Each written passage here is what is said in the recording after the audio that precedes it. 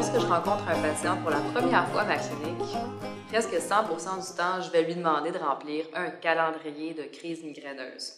Des fois, les patients font la grimace parce qu'ils n'ont pas du tout envie d'observer leur crise migraineuse qui leur pourrissent l'existence.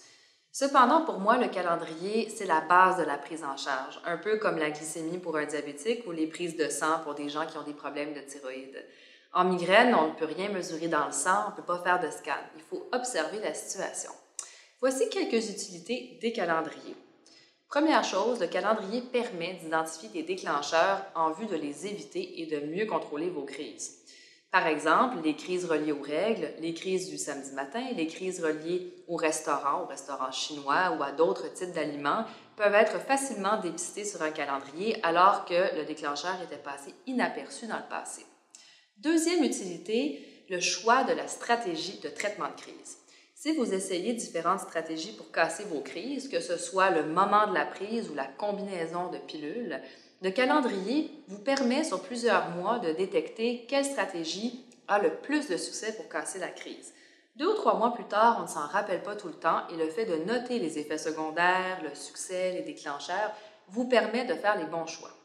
Troisièmement, si vous avez des crises fréquentes, le calendrier vous permet de détecter la fréquence de la ligne de base de votre fréquence de crise et de voir si le traitement qu'on vous a prescrit est vraiment utile. 3 ou 4 mois plus tard, avez-vous eu une diminution réelle de la fréquence de vos crises? Et quatrième utilité, la détection de la céphalie médicamenteuse.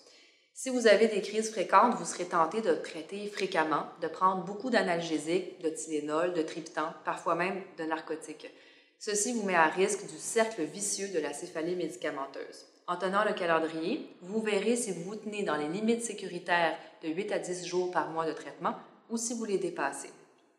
Vous allez voir, après quelque temps, le calendrier devient une habitude et certains de mes patients choisissent en fait de le continuer même quand ils vont bien parce qu'ils trouvent que ça leur donne un contrôle, un coup d'œil global sur leur situation. Ils savent que si jamais quelque chose tourne pas rond, ils vont l'identifier rapidement. Vous pouvez télécharger les calendriers sur migrainequebec.com. Que vous choisissiez un calendrier très détaillé ou un calendrier très sommaire, synthétique, vous verrez que le calendrier vous aidera à mieux contrôler vos migraines.